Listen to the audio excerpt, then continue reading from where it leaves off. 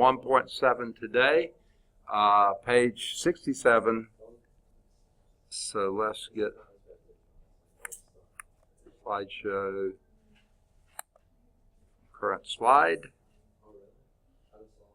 Okay. Oh, let's get a projector on too. All right, sorry about that. Okay. Want to know, any questions from anything we've covered so far? Is anyone here today who was not here Tuesday to get a copy of the quiz? All of you got copies of the quiz? Good deal. Okay. Did you? Yeah. What's that? Okay. All right. What's that? Oh, you need one. Okay. You need graph paper. You do? Okay. Okay, I know. For some reason, let's do something. All right.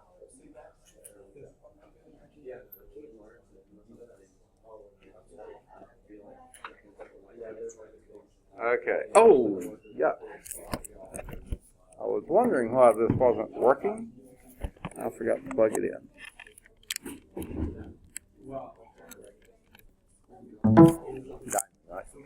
Okay. Yep.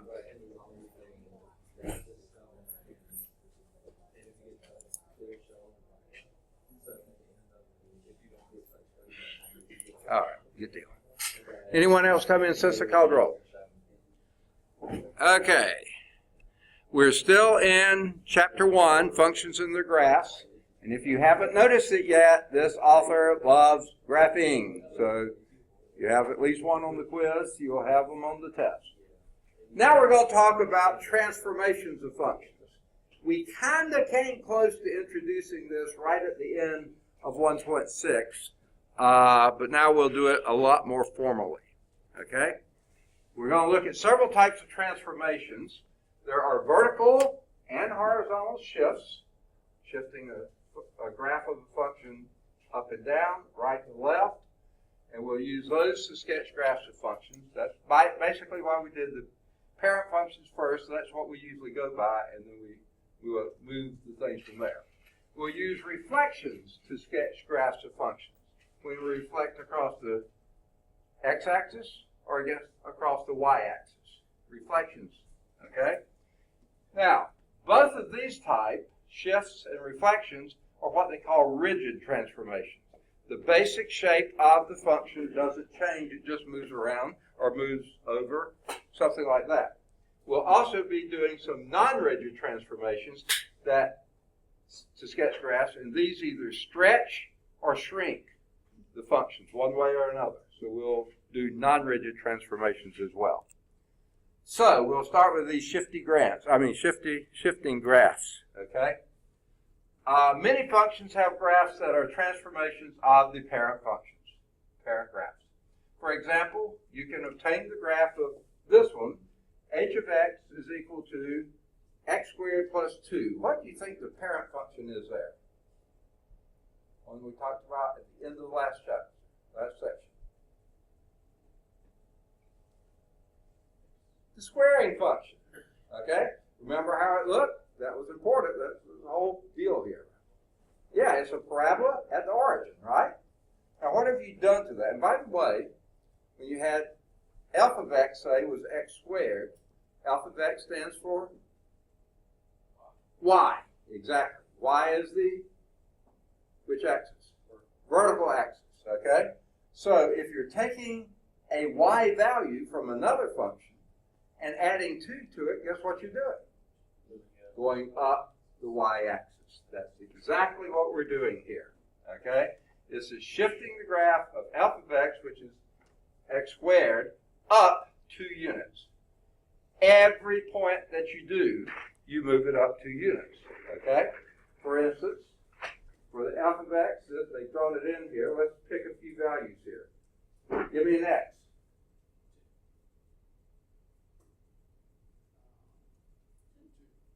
2, okay? And 2 squared is 4, okay? When you go to 2, you come up here, there's 4, okay? Give another x. What did you say? 68 3/4. Okay, he's going to work that one. Okay, go. Okay. All right. Let's say between minus 2 and 3. 1. Okay. What is F? If x is 1, what's F? 1. Okay. Give me another x. Negative 1. And negative 1 squared is 1. There it is. Another x. Negative 2 squared is positive 4. Negative 2 squared, negative 2 times negative 2 is positive 4. And 0, the easiest one, y'all just avoid that one, is 0. Okay? Now, for the transformation, every point by point, goes up 2. So this one that's a 4 goes up 2 more. And that's where that would go. Okay? This one, that was a 1 here. The y value is 1. Now the y value is 3. This one where the y value was 0, it's now 2. 1 is now 3. And 4 is now 6. And that's sure enough, that function will continue and show. See how it works? Every point goes up 2 units. Okay? Vertical shift. Any questions? All right.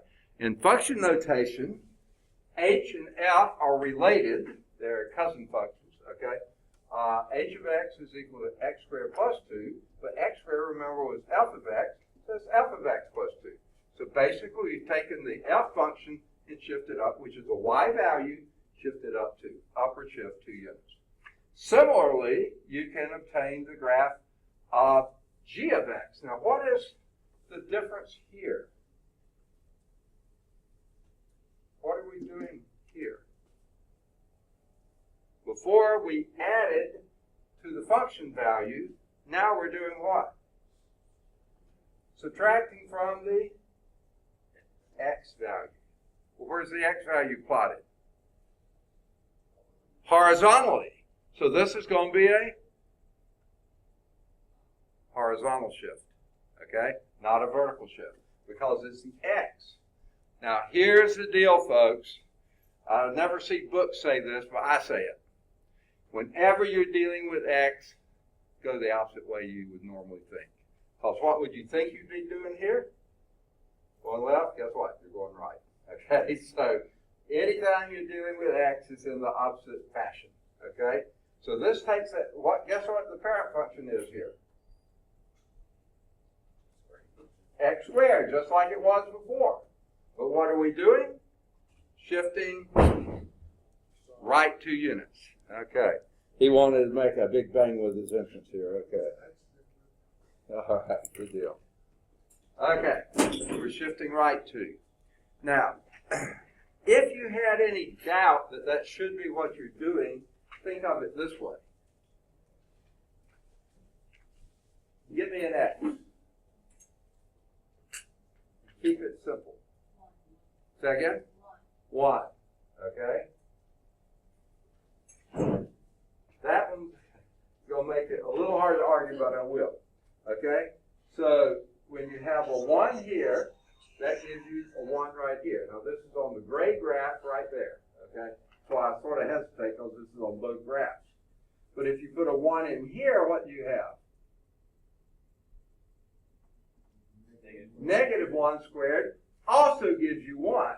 So it's like this one over here, only it's shifted 2 to the right. Okay, and that's why it's there.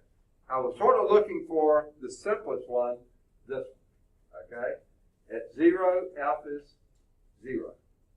Okay, where is g 0? Where is g equals 0? When x is equal to 2. So you see, you have shifted to the right 2. Okay? So even though that's a minus sign, when you're dealing with x's, you go the opposite way. And this is just a right shift 2 units. Okay? This shows it. That sure enough, every point. This one shifted 2 to the right. This one shifted 2 to the right. This one shifted 2 to the right. Every point. Let's see. They don't show very many others. This one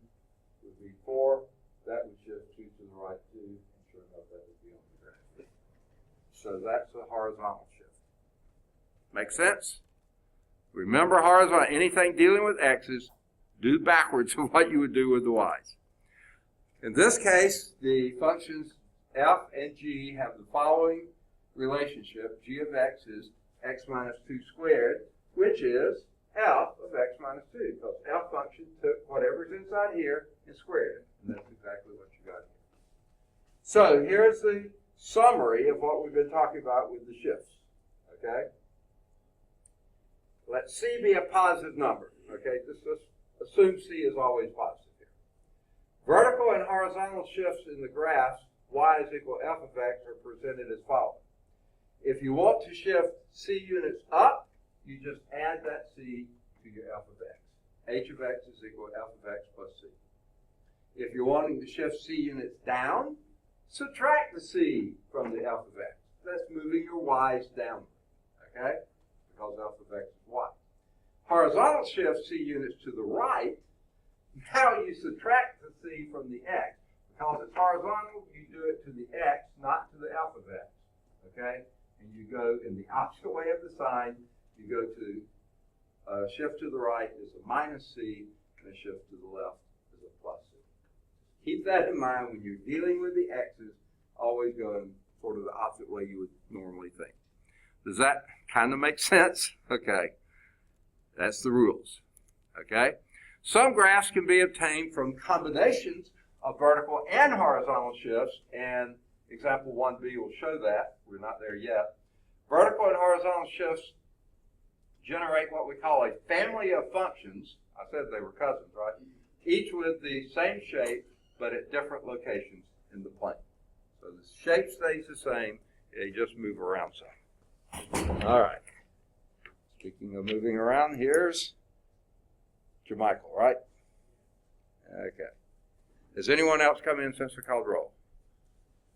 Okay, I got you. Yeah. Okay. Anyone else? Okay. I think we're ready for example 1. Okay? So they've given us our parent function, f of x equal x cubed. Now, always will they do that, okay? To sketch the graphs of each of the following functions. Okay, now I have on the system, because this Screencast-O-Matic, great program that it is, doesn't have blank pages or graph page. So another student in another class put me a graph page on, but then every time I do it, I have to get out of this, go to that, and every time do all my shifting around, it's a pain in the neck or other body parts. So I'm going to draw my graph here, okay? So here is, whoops, let me get my pen activated. The strange thing right now, and maybe I spaced right over it, but it seems like this came up in the right mode. I didn't have to get out of presenter view, did I? I don't remember doing that. Amazing. It came up right this time. Didn't know it ever did that. Okay. So here is going to be my axis. Ooh, I don't want it there. Sorry. I was thinking that was an x squared. It's not. Okay. Still have to go through all this. Okay. There's my coordinate plane. Not too straight, but you understand. All right, let's tick in a few points here. 1, 2, 3, 4, 5, 6, 7, 8, 9. We won't need that many. Negative 1, 2, 3, 4, 5, 6, 7, 8, 9. We won't need that many. 1, 2, 3, 4, 5, 6, 7, 8, 9, 10. Negative 1, 2, 3, 4. Need more down there, but we don't have room. Okay. Let's do f of x equal x cubed. Give me a few points on that graph. F of x equal x cubed. Say again? 3. What, x equal 3? What's your f then? 27. Way off scale. I can't plot that one. 1, okay. What would be the y value then? 1. Got it. I can do that one. Not very well, but I can do it. Okay. Next, give me another x. 0, what would that be? 0, good. Give me another x. -1, what would that give me? -1, excellent. I can get one more on here.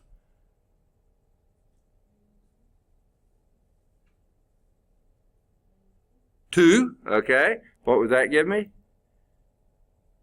2 cubed is 8. 1, 2, 3, 4, 5, 6, 7, 8. That's why I did that way up there. Okay. 8. And if we could have it, -2 would be -8. So basically your graph looks something like this. There's your basic cubic function. You remember that from the parent functions, right? Now let's do g of x, which is x cubed minus 1. Okay? Y'all pick a color. Red.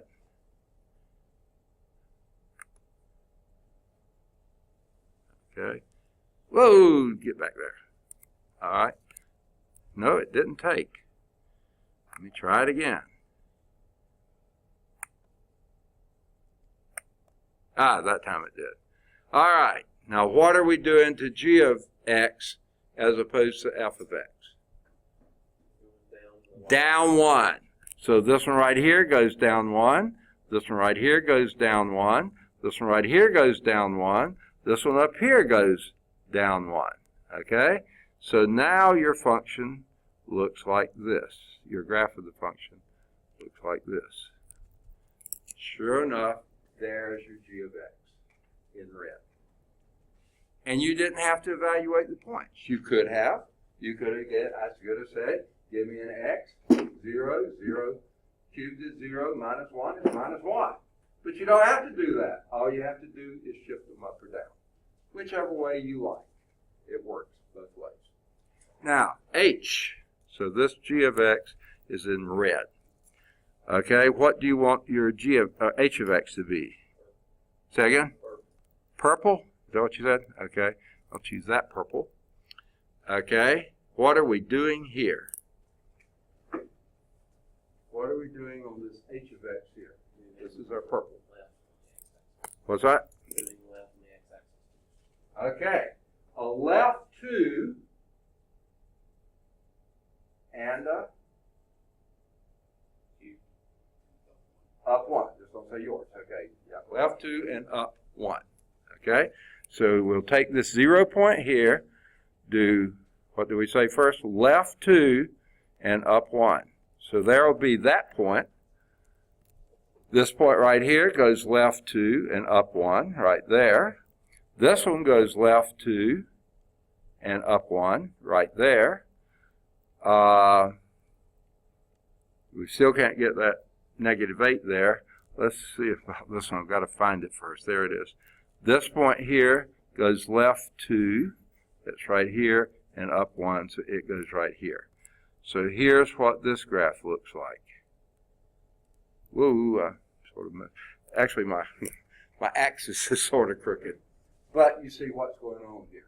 These were not supposed to change shape, they just changed location. This one just went down, this one went left and up.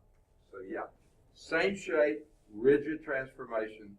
You see how you can have combinations of those. Make sense? All right, good deal. Okay, let's clear all this out of the way, and let's see how they do it. I think it should be pretty similar. Okay, they drew here, maybe just a little bit better than I did, the F function. Okay, there it is.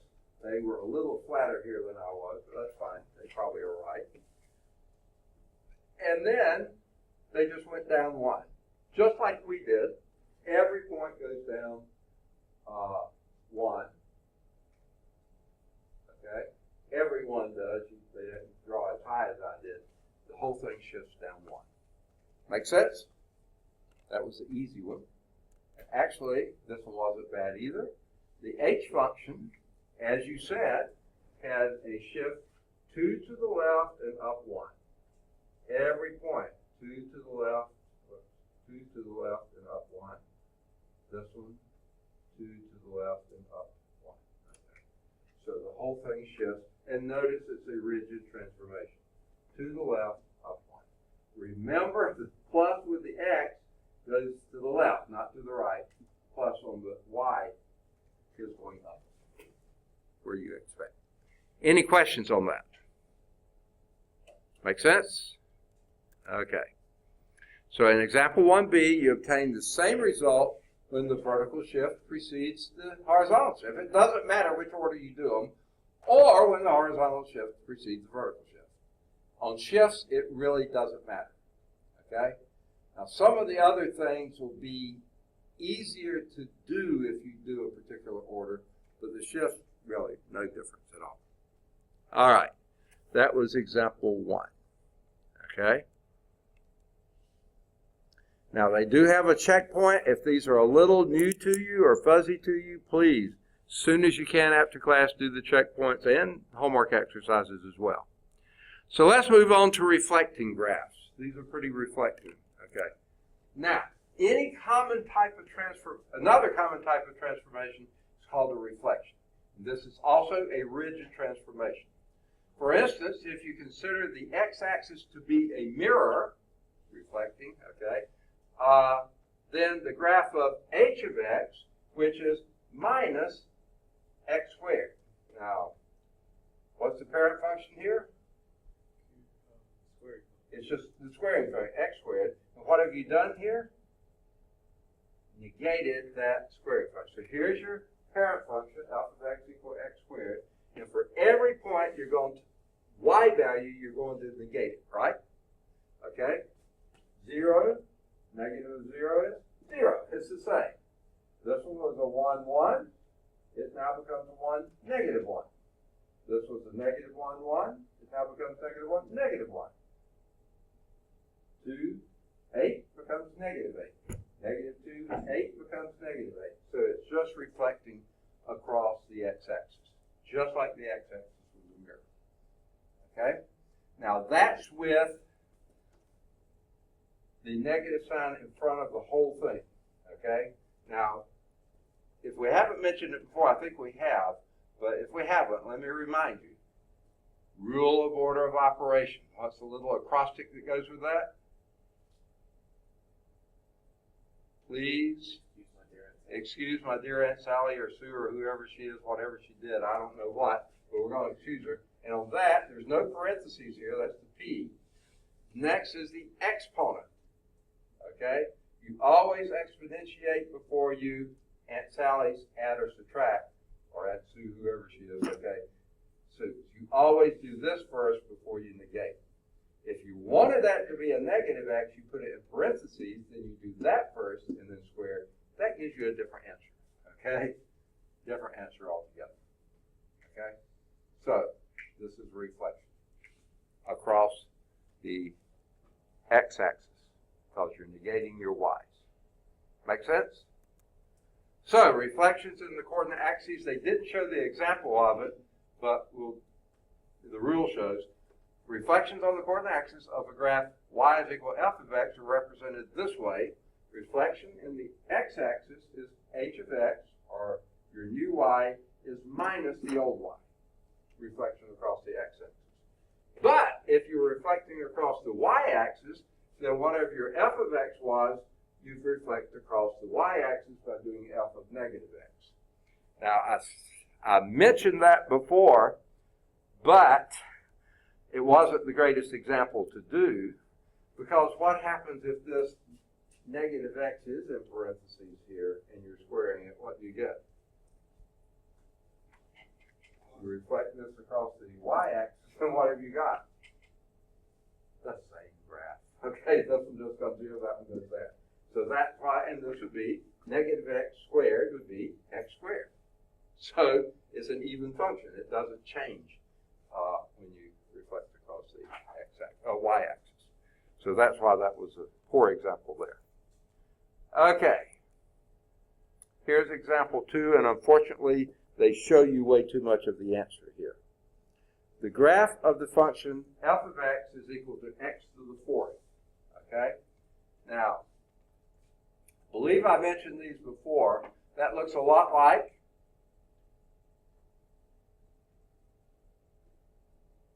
what function? What parent function? It looks like the squaring function with these exceptions. Okay? The key here is that plus and minus 1. The zeros are the same. Okay? But plus and minus 1, they're the same. But it's what's going on.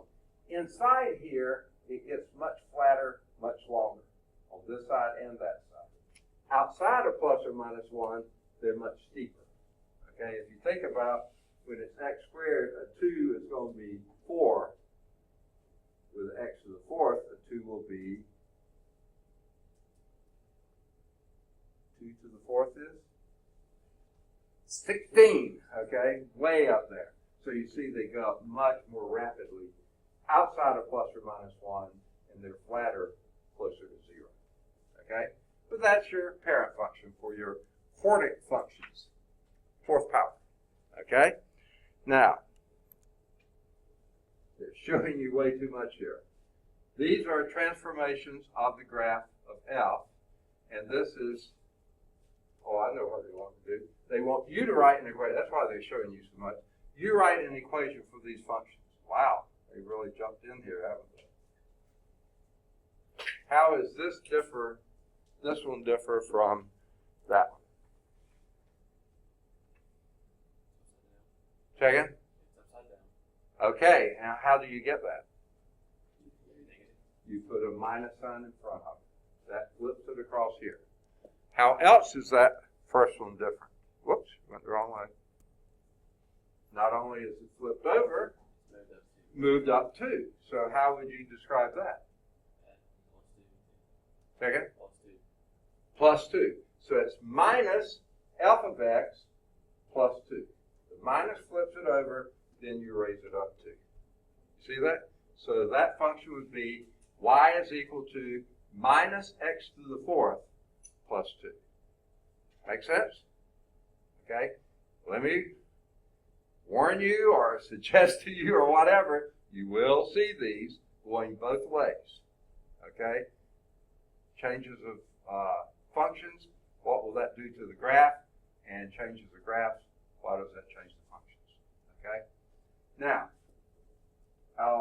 what has h done that from your f? Go back to the original, not this one. Okay? Okay, negative x to the fourth, that flips it over. Second?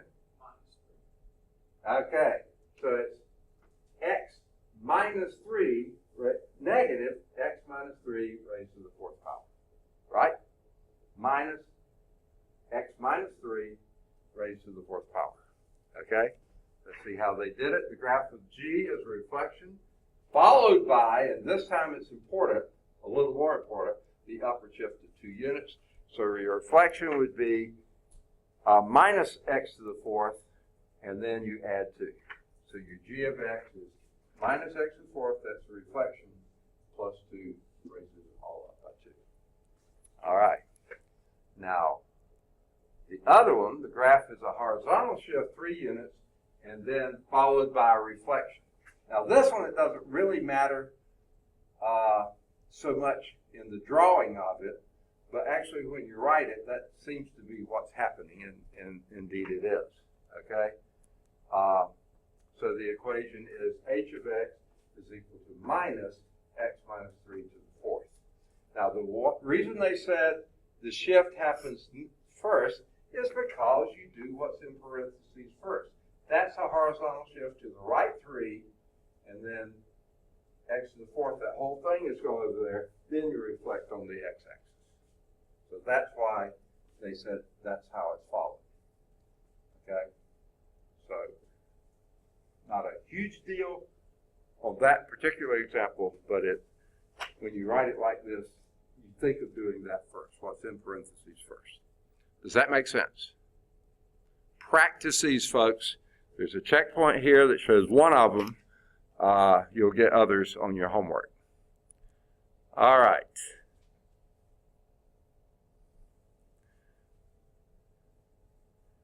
Now, when sketching the graphs of functions, involving square roots, remember that you must restrict the domain to exclude negative numbers inside the radical, right? For instance, here are some domains of some functions. Okay. What's the domain of this g of x? What's your limitation here? What's any limitations on x? That's your domain. Say again?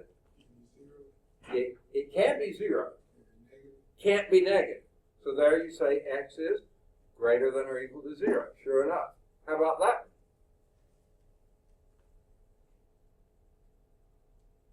Negative x has to be greater than or equal to 0.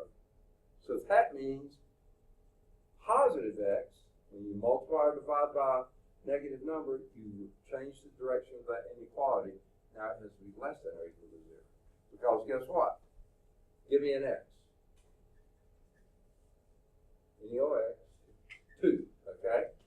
If you put a 2 in here and negate it, can you take the square root of negative 2? So a 2 is outside your domain. Can't use a 2. Could you use a negative 2? Yes, because the negative 2 negate that positive, you can take the square root of that. So that means your x's have to be less than or equal to 0. Okay, how about that? Minus the square root of x plus 2. Any limitation on your domain there?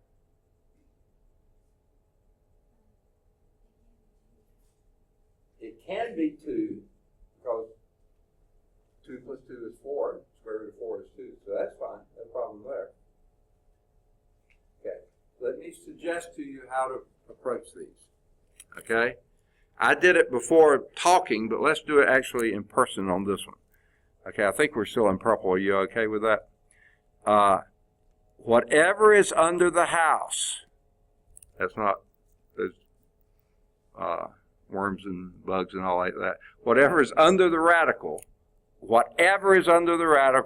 has to be greater than or equal to 0. Remember, you can't take the square root of a negative number. So whatever is under the radical has to be greater than or equal to 0. Solve that inequality. How do you do it? Solve for x. Minus 2 minus 2.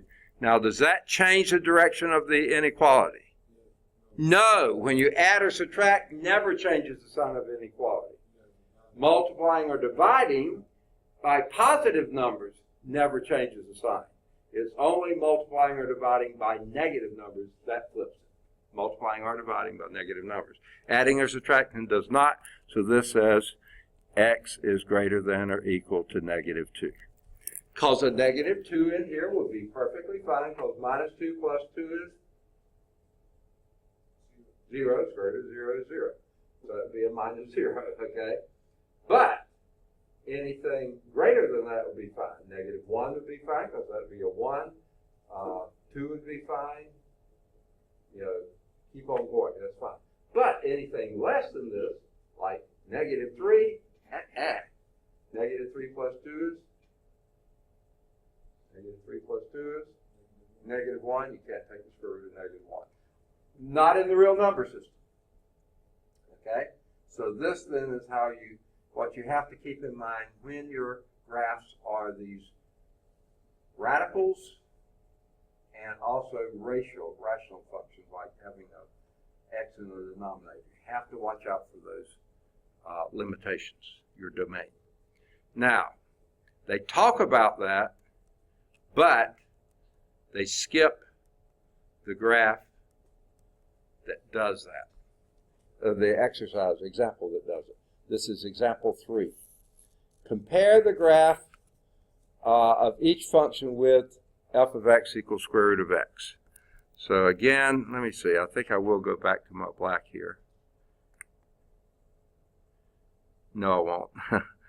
Because if I try to click on the black here, it's going to turn off my screencast-o-matic.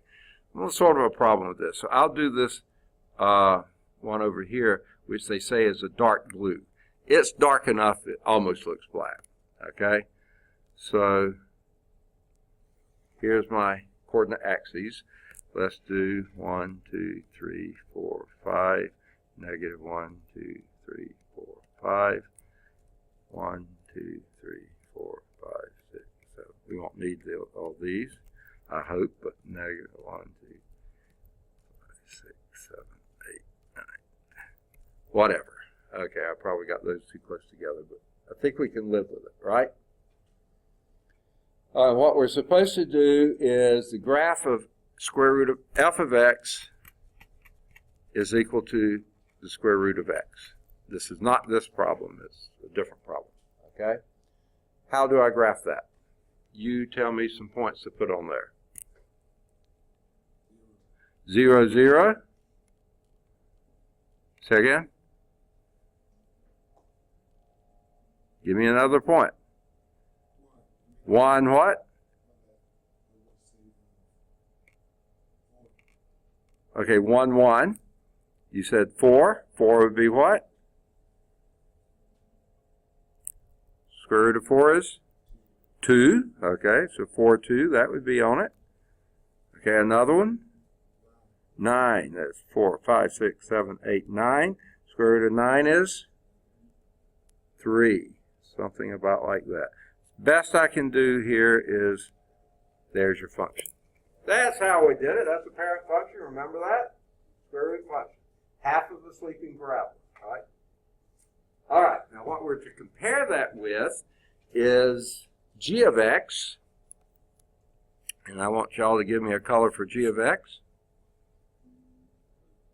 Blue. Want the light blue or the medium blue? Light blue. Okay. Might be a little hard to see, but I think we can do it. G of x is minus the square root of x.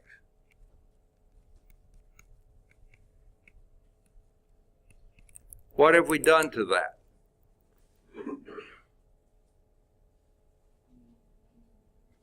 Second? Okay, negative of the, is it y-axis? X-axis, because you negated the y.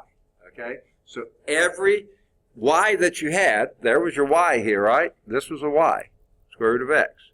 You negate that. So 0 becomes negative 0, 1 becomes negative 1, 2 becomes negative 2, and 3 becomes negative 3, somewhere down there. So here is your new function. It completes that parabola, but of course that's a completely separate function. Now your range is 0 to negative infinity, or negative infinity to 0, because you're doing the negatives of that principal square root. Okay, that was G. Let's look at H. What color you want H to be? Say again? Red. Okay, let me see if I can get red in. Nope, still blue. Yeah, why won't red go? Because it's on a number, I think. Let me try this one. There we go. All right, got a darker red. And this is h of x is equal to square root of negative x. H of x is equal to square root of negative x. What are you doing now? Reflecting across the y-axis. So when your 0 is 0, now it's minus 1 to be 1. That reflects across here. This reflects across there. That would be here. Okay? 6, 7, 8, 9. That would be here. So here is your new function. Something like that. I can't draw back in very well. It's reflecting across the y-axis. See that? Yeah. See, you're negating your x, so whatever your x was here, you use the opposite x to keep the y.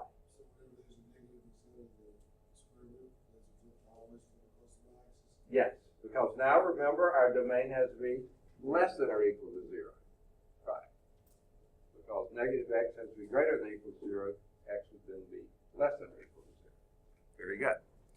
And that last one, which is one that we talked about, and you got to give me a color for this one too. Say again? What color? Orange. Let's see if I can get orange to pick up. Yes, I did. Okay. It's maybe hard to see, but let's see if we can see it. Okay. K of x in orange is equal to minus the square root of x plus 2. How are we going to do that? Second? Okay, reflection across the x-axis because you're negating the y. Okay, and left 2. I would say let's do the left 2, then reflect. Yeah, okay, but it's fine, both ways. So, we're going to do this one, left 2, and now it's still 0. Let's do this one, left 2, but it's going to flick across the x-axis. This one's left 2 and reflect across the x-axis. This one's left 2 and reflect across the x-axis, something like that. So here is your new function. Okay? It is a shift 2, left 2, and then reflect. So you shifted this whole thing over here and then reflected across the x-axis. Make sense? Okay. Let's see how the book did. Okay. They got that first one, the light blue one. They got the second one, the red one. Good for them. And then look at that. They even got C right. Great for them. If these are a little confusing, checkpoints. They have audio-video solutions in larsonprecalculus.com.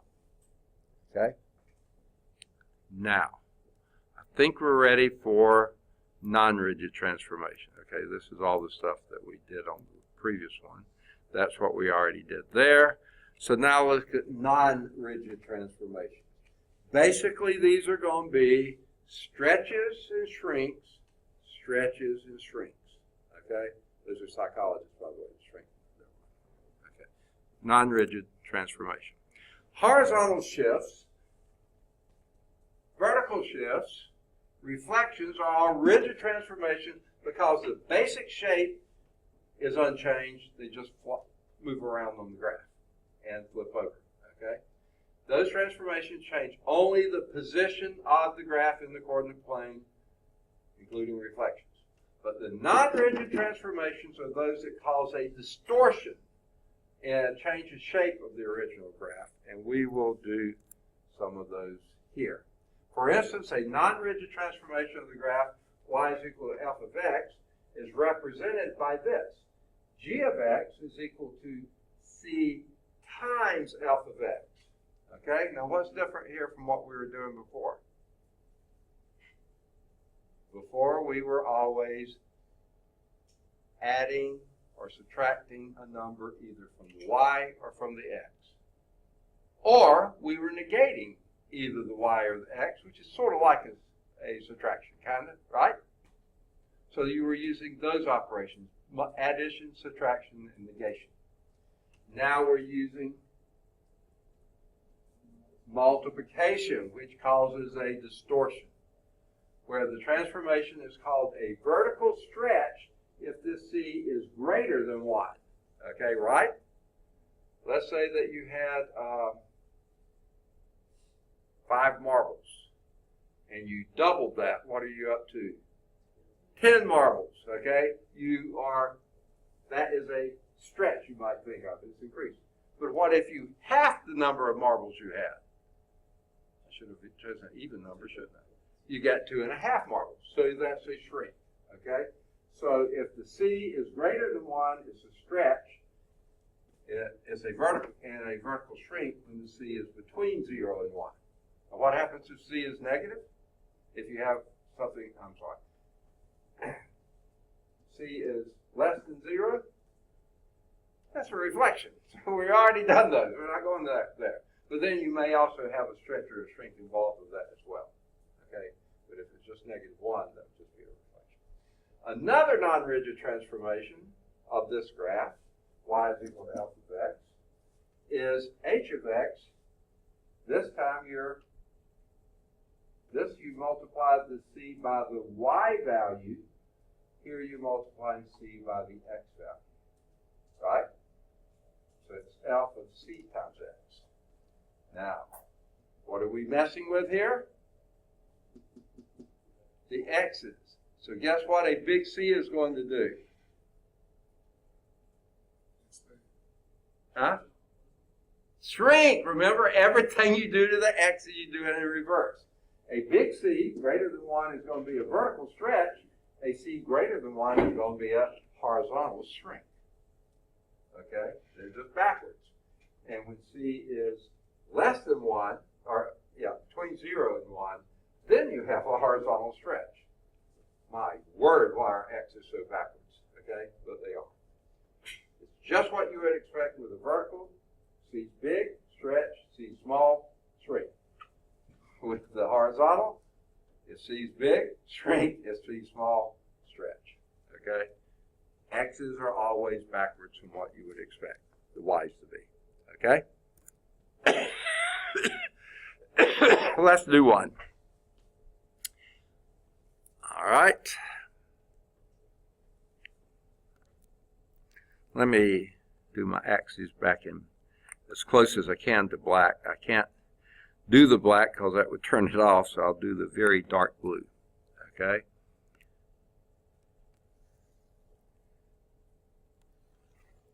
All right. Here's our coordinate axis. We're doing f of x. Look, let me tack in a few values here. Oh, I'm not getting them very even, am I? They're awful.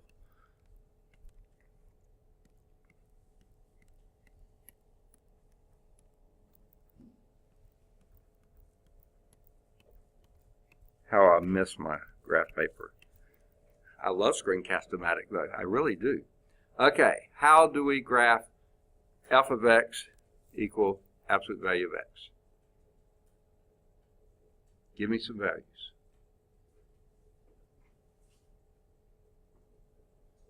Ordered pairs. Give me an x. 2? Is that what you said? Okay. What's the absolute value of 2? No, absolute value of 2. Absolute value of 2 is 2. Okay. Absolute values are always positive. Okay. Give me another x. 1. Is that what you said? Okay.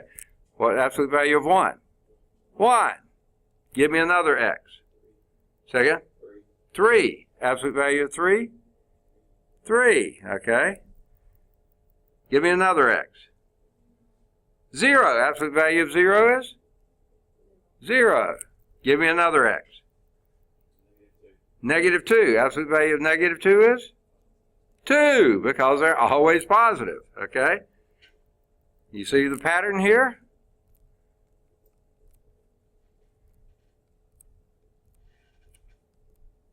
I'm probably getting off my grid, but there's the absolute value of x. Remember, we talked about this before. It's not a polynomial function, okay, but it is a function. It's just like the identity function for positive x's, and it's the opposite of the identity function for negative x's. Just that V-shape, okay? Now, with that in mind, that's your F. What color you want H to be? You choose. Green? Okay. Dark or light?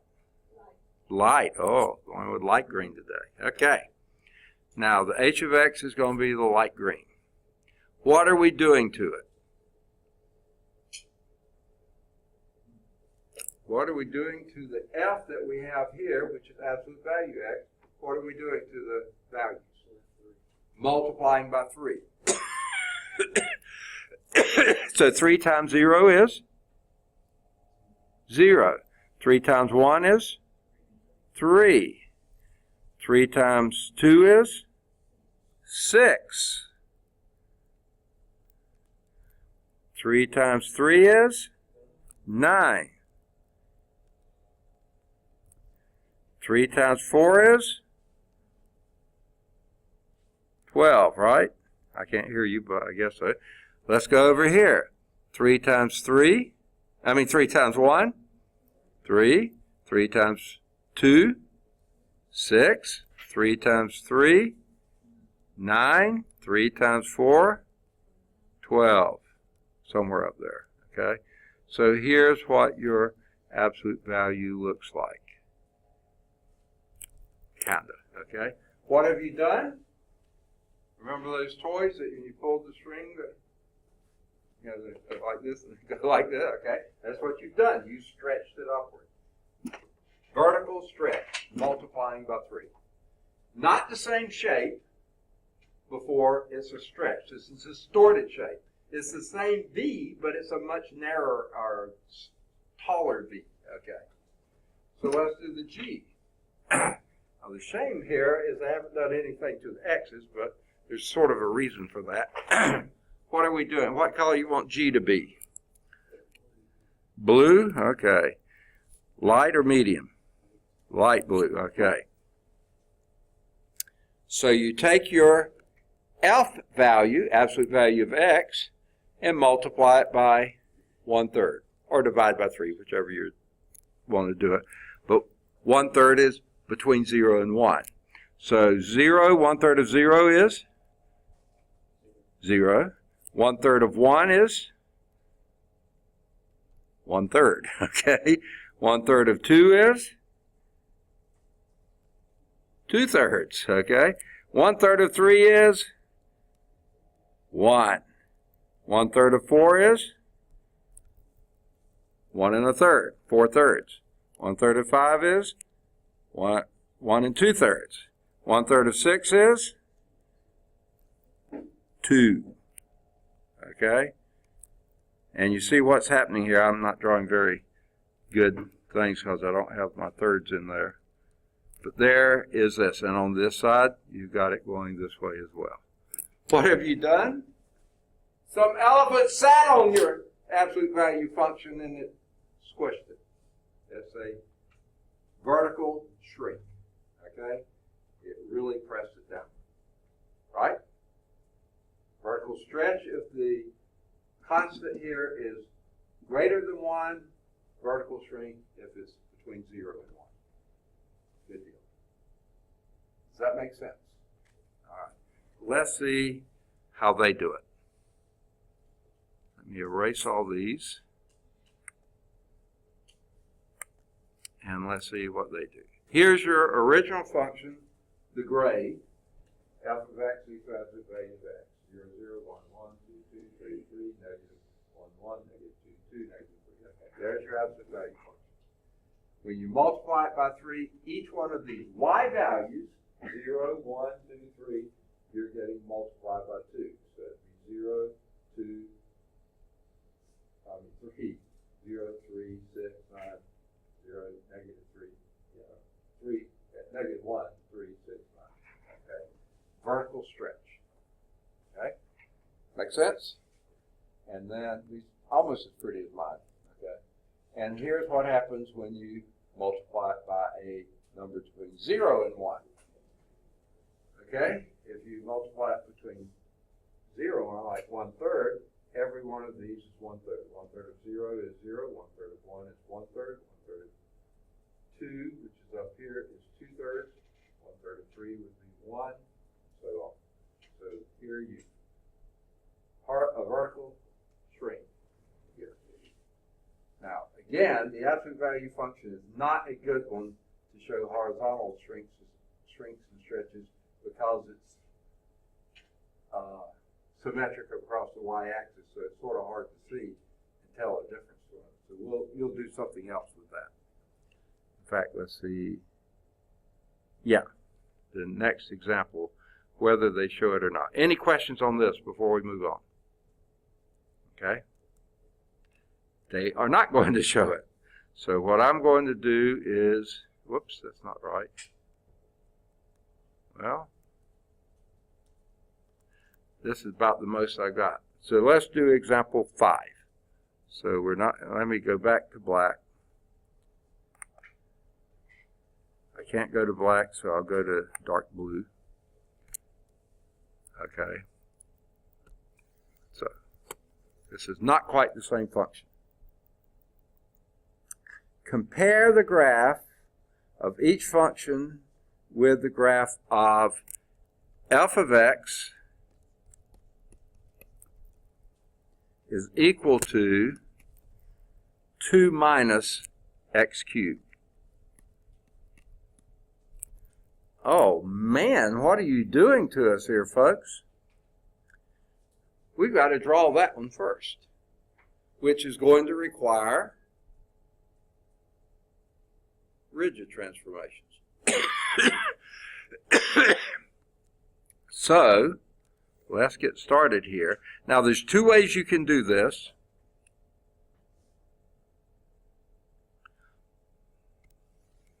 Okay?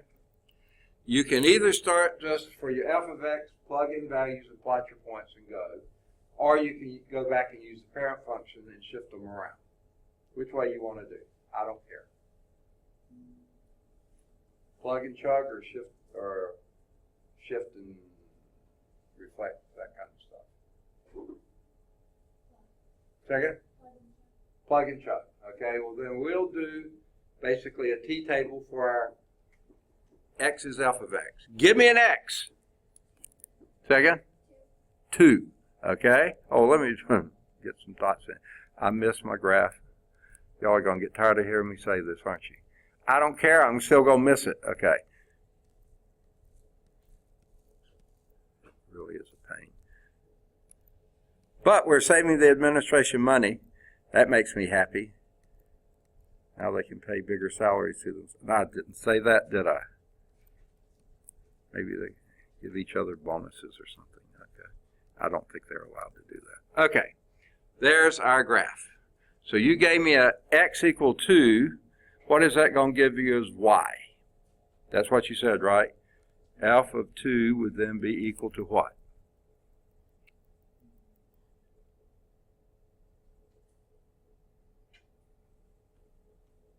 What's 2 cubed?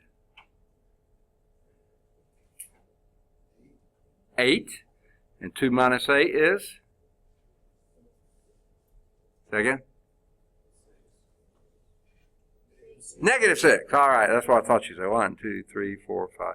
Somewhere down here. So you started off about as low as I can go down here. Okay? Now, give me another x.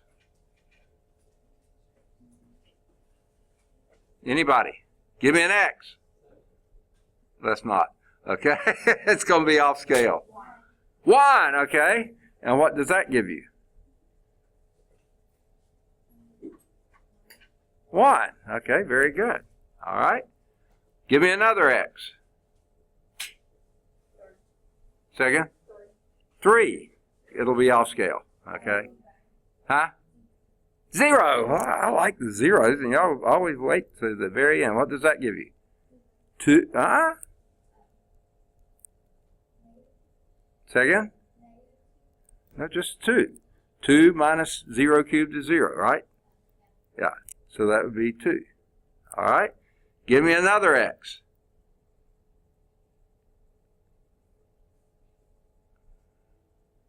Somebody? We've already said 3 is going to be off scale. Negative 1. What will that give us?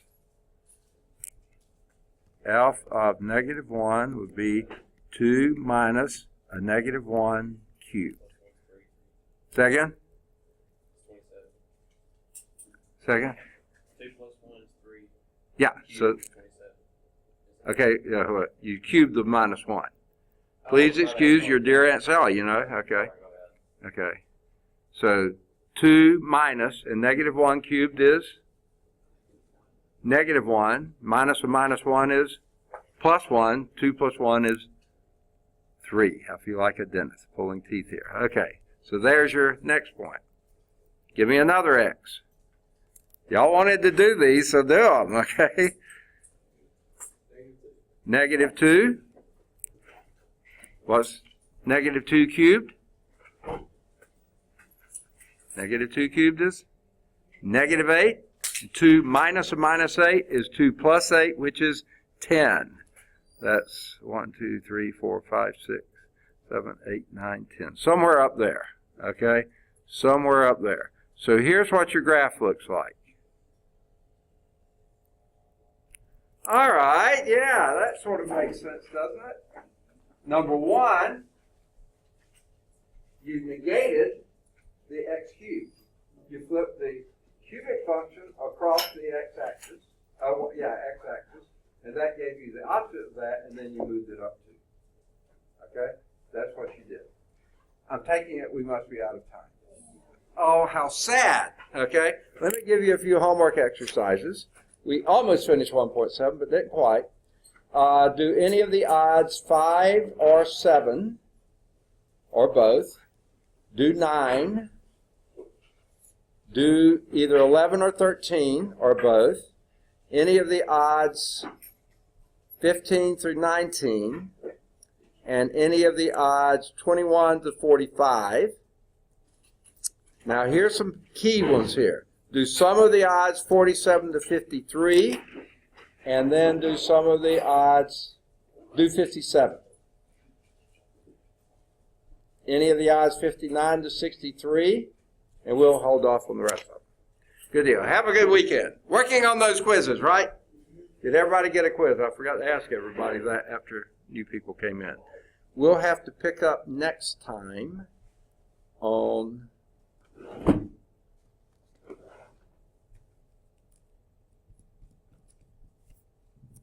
we were doing example 5. We were just getting the first part done. So, yes, sir. Did you get a copy of the quiz? Oh, you did? Okay. Okay. For you or someone else? Okay. We may have a few people who aren't going to show, but usually make only enough for the people that are here. Do you need graph paper? Yes. Okay.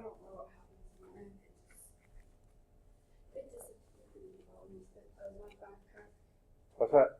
So it disappeared in the bottom of the pit. That is my backpack. Okay. And you got one, you said. Yeah, that's all. We just continued where we were going, and it's all on Screencast-O-Matic. YouTube.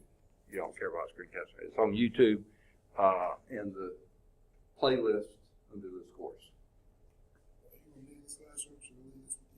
What's that? Are you going to be in this classroom for a little while? Yeah. Should I leave this with you? Somebody left a line open Oh, while okay. Yeah. I was going to take it, but I didn't come back to it. Okay. All right. Perfectly fine. And now I'll have class in here from 9:30 until 11, and then again from 12:15. No, 11:50. 9:30 to 10:45, and then 11 to 12:15.